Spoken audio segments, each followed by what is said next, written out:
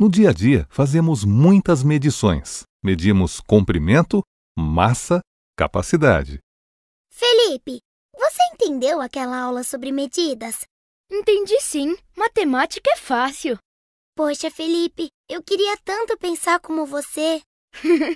Mas a gente mede o tempo todo, Sofia. Você usa régua na escola, não usa? Claro! Então você está medindo comprimentos. Para isso, poderia usar também uma fita métrica ou uma trena. Eu tenho 1,30 m de comprimento. E como 1 metro tem 100 centímetros, isso quer dizer que você tem 130 centímetros de comprimento. E por que usamos unidades de medida diferentes? Depende do que você quer medir, Sofia. Para coisas pequenas, usamos unidades menores, como o centímetro. Mas o comprimento desse corredor em centímetros, por exemplo, seria um número enorme. Então é melhor usar 1 metro para isso. Claro! E assim como o metro mede grandes comprimentos, existe o quilômetro, para os comprimentos ainda maiores. E 1 quilômetro é igual a quantos metros? 1000 metros! Puxa, que longe! Sofia, e o que a balança mede quando subimos nela?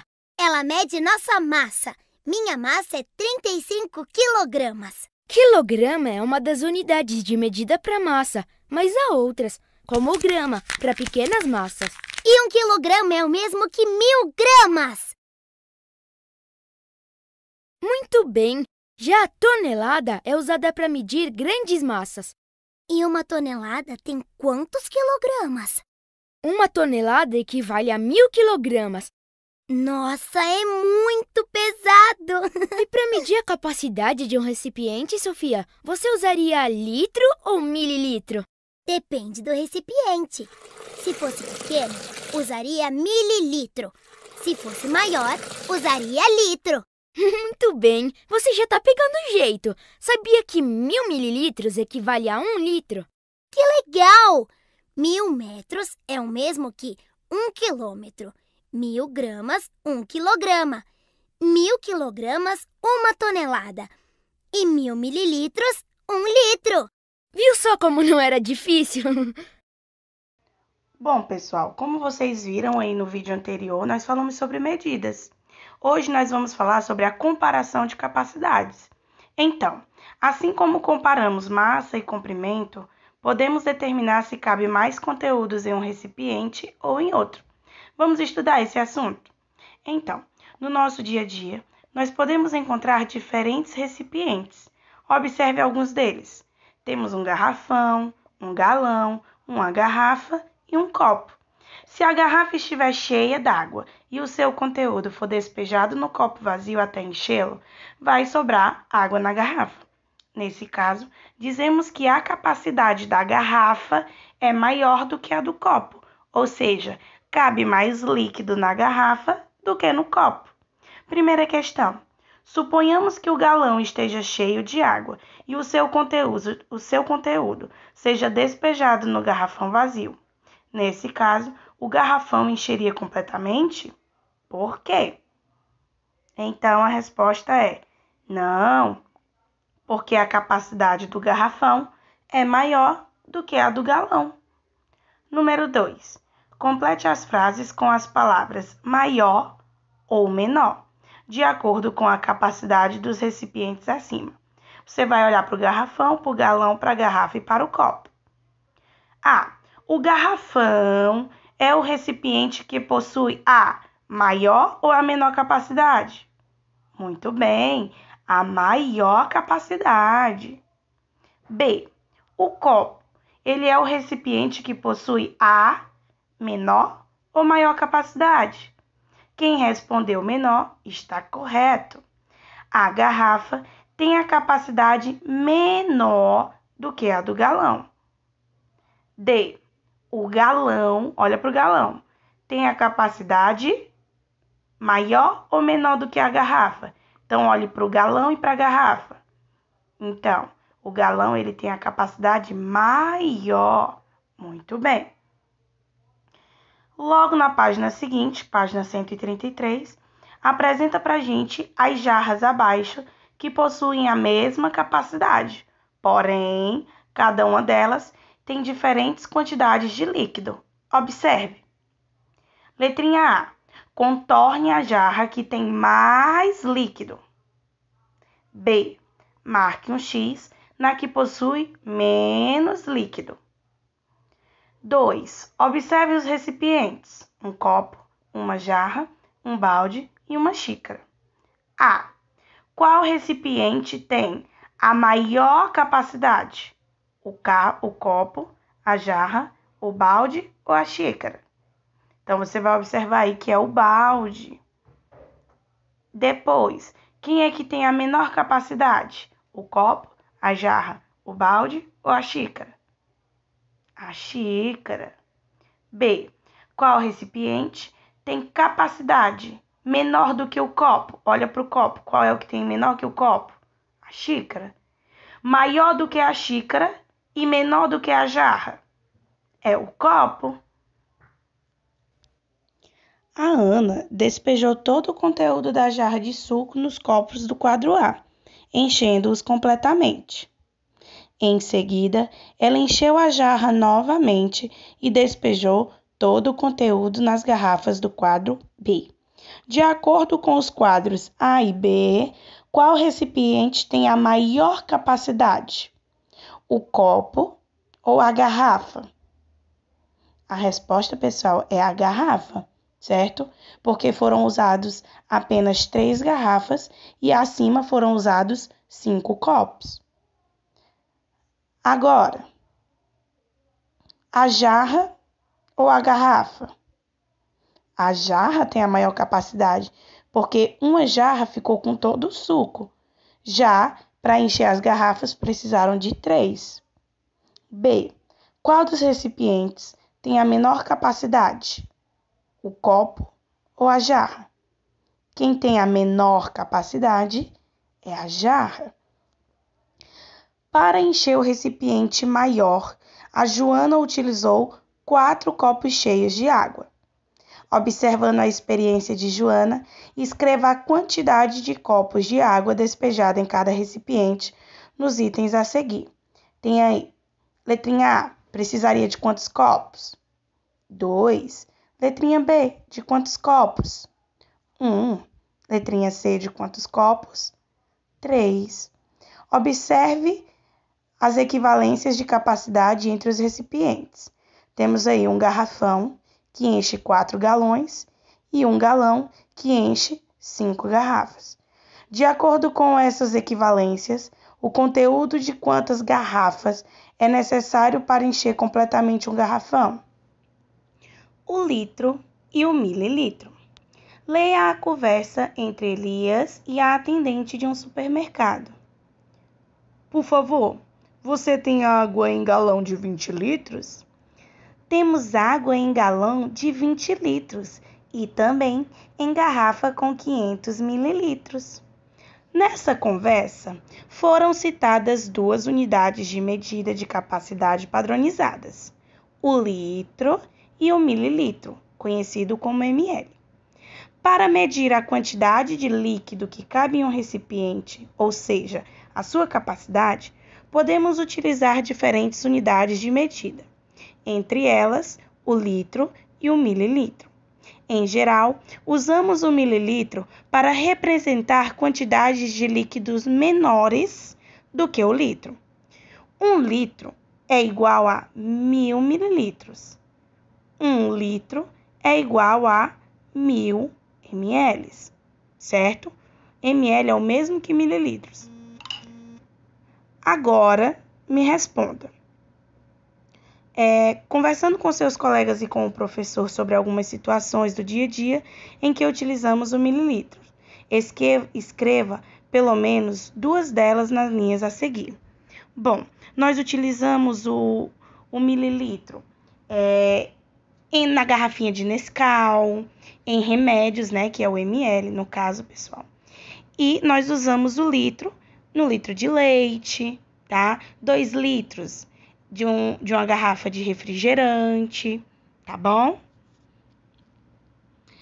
Depois, nós vamos para a página 100 Não estou conseguindo ver aqui. Observe os recipientes cheios de água mineral. Temos um garrafão de 20 litros e uma garrafa de 2 litros.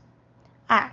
Quantos litros de água existe no garrafão e na garrafa? B.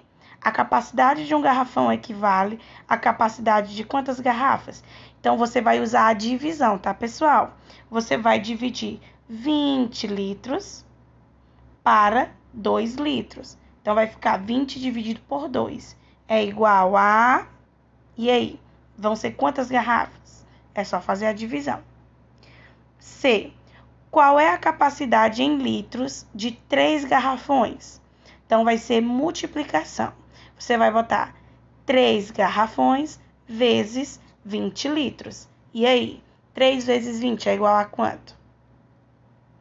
D. Supondo que uma pessoa com 8 garrafas de água no supermercado, Supondo que uma pessoa compre 8 garrafas de água no supermercado, quantos litros de água ela vai comprar?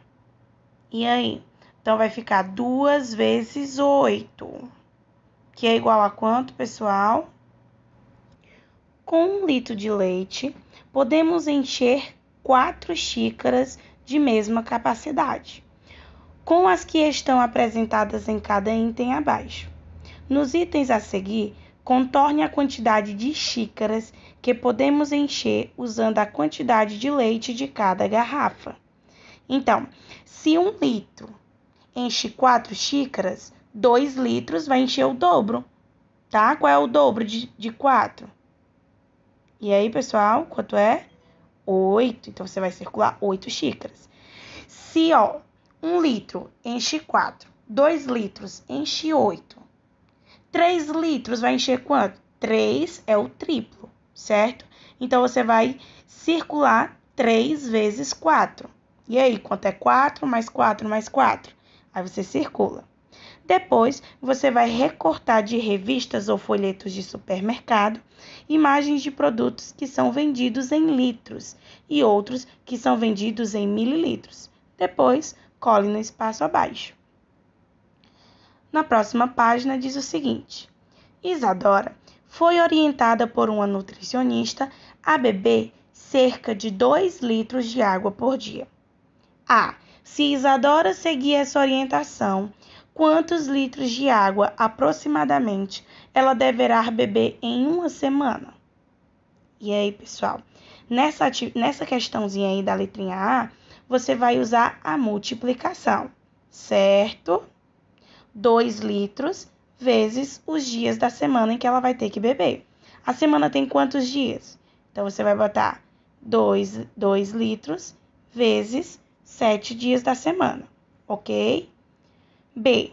Quantas garrafas de 500 ml de água a Isadora deve beber para atingir 2 litros de água por dia? E aí? Lembrando que 500 ml é a metade de 1000 ml. 1000 ml é igual a 1000 mililitros, que é igual a 1 litro. Então, você vai somar 500 mais 500 mais 500 mais 500 ou, 4 vezes 500, que é igual a 2.000 mililitros, que é igual a 2 litros, certo? C. Quantos litros de água aproximadamente você costuma beber por dia? Lembrando, pessoal, que a gente tem que beber no mínimo 2 litros de água, certo? 5. Marque um X nas embalagens que tem capacidade menor do que 1 litro.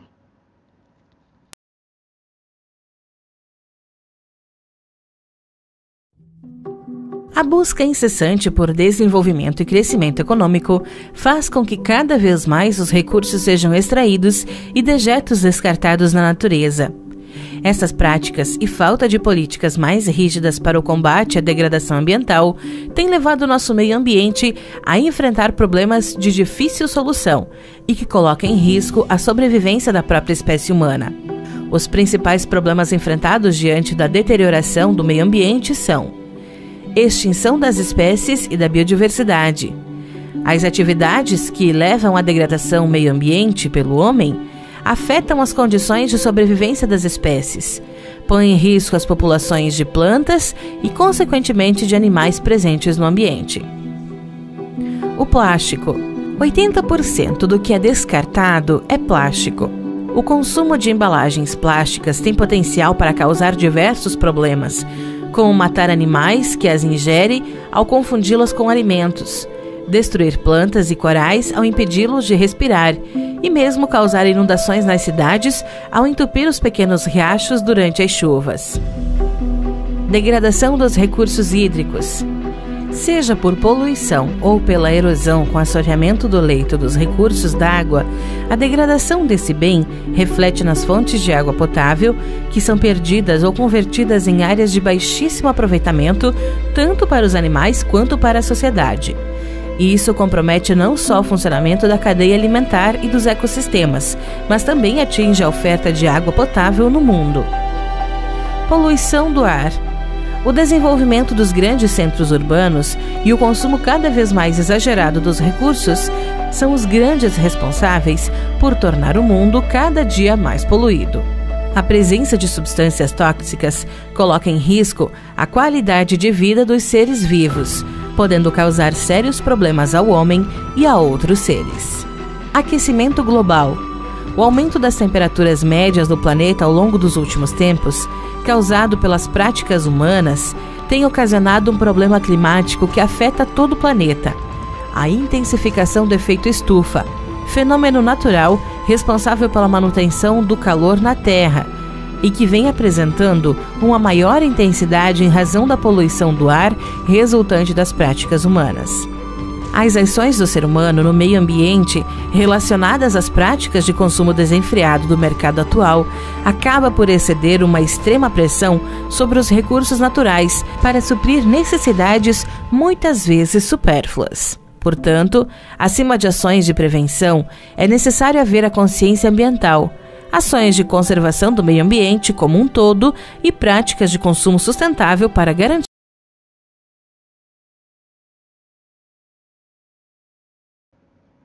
Pronto, de acordo com o vídeo que você acabou de ver e também com a leitura que você acabou de fazer nas páginas anteriores, você vai responder a página 271.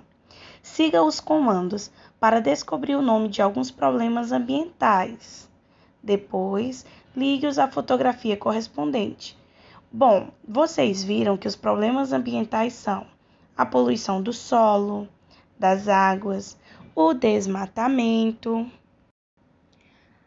Assine com um X as respostas corretas. A. Qual é a principal causa do desmatamento? É a retirada da vegetação para a formação de áreas de lavouras e pastagens ou o acúmulo de lixo em local inapropriado? Bom, a causa do desmatamento, ou seja, quando é cortado as árvores, é o que, pessoal? É a retirada de vegetação, ou seja, a retirada das árvores para a formação de áreas, ou seja, para a construção, ou seja, para a criação de animais e por aí vai, tá? Letrinha B. Qual desses problemas é a consequência da poluição das águas? É a devastação das áreas de floresta, ou seja, as queimadas, ou quando eles cortam, ou é a contaminação de águas, plantas aquáticas e peixes. De que maneira ocorre a poluição do solo? Lembrando que o solo é a terra, certo? Bom, ocorre com o descarte de lixo nos locais adequados ou ocorre com o uso de agrotóxicos e o despejo de lixo em locais inadequados? Ou seja, é a segunda opção. Terceira questão. Você já observou algumas dessas práticas no lugar onde você mora? Então, escreva logo abaixo.